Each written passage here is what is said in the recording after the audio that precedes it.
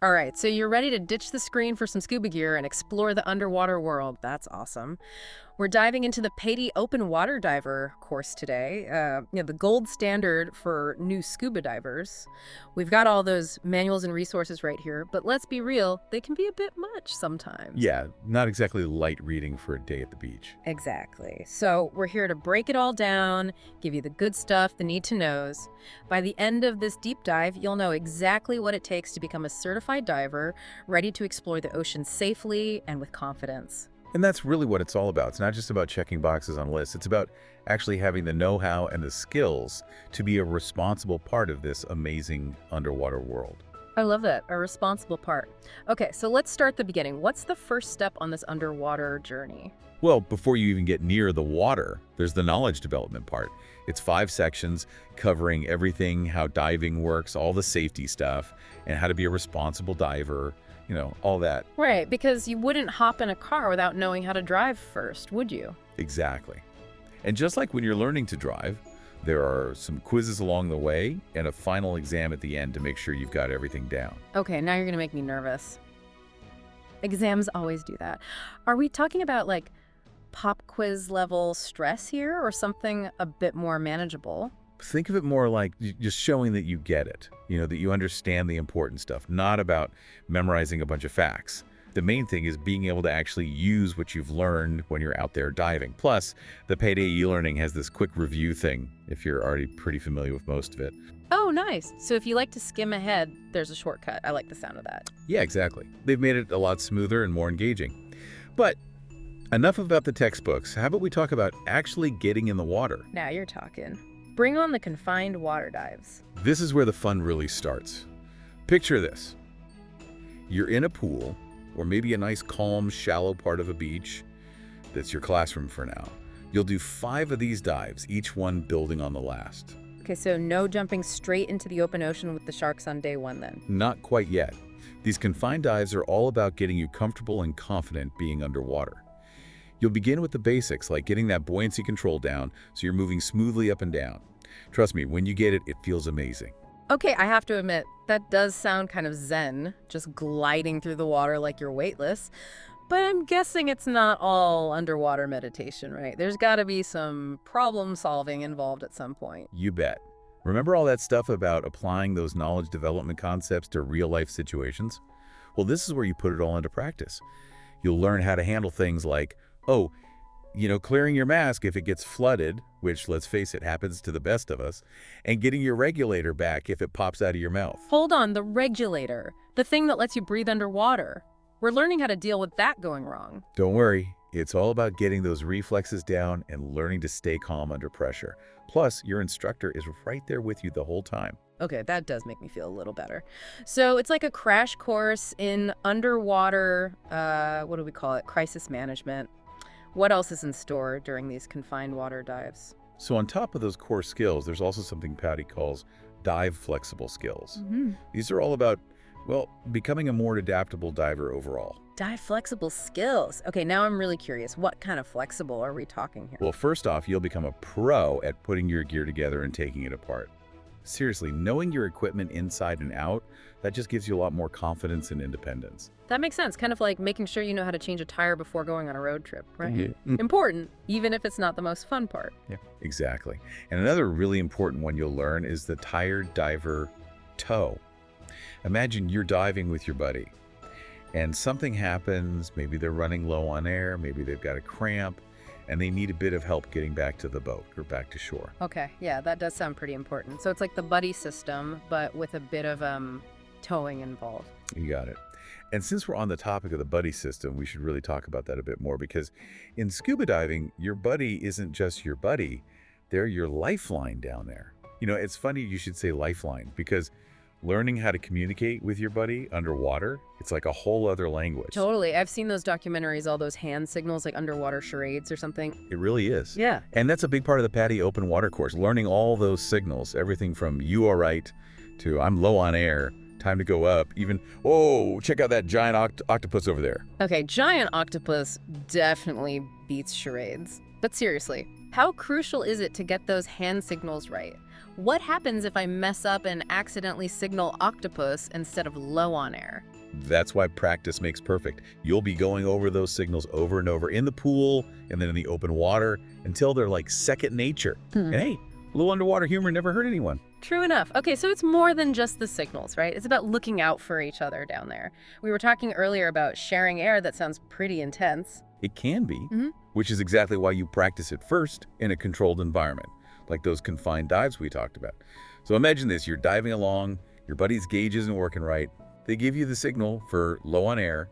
You calmly share your alternate air source, and together you make a nice, slow, controlled descent back to the surface. Wow.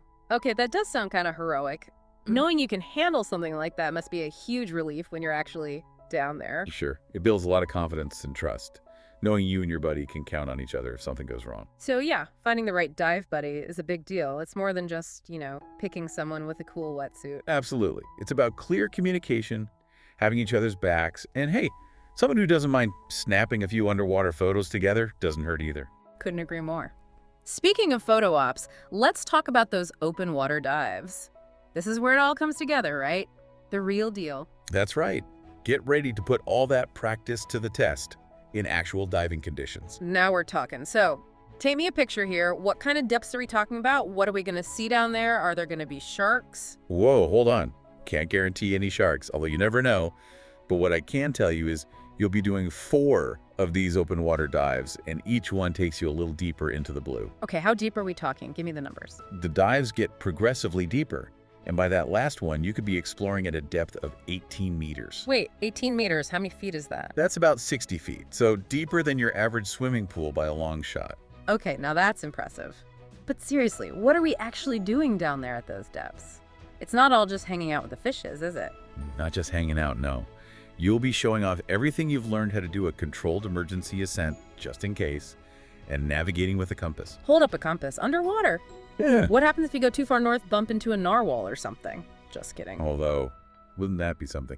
But you're right, knowing your way around underwater is super important, and you'll even learn how to use an inflatable signal tube, kind of like a beacon, to let the boat know where you are. Okay, now that is way cooler than I expected. It's like underwater survival, exploration, and communication all wrapped up in one.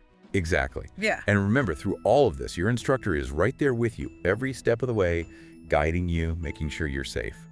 Now, for those who maybe aren't quite ready to jump into the full open water course just yet, there's something called the PADI Scuba Diver Certification.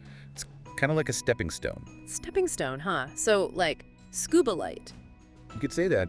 It's a great option for people who are short on time or maybe just want to test the waters, so to speak, before diving into the full course. Okay, I'm listening. Tell me more about the scuba light. What do you learn? How deep can you go?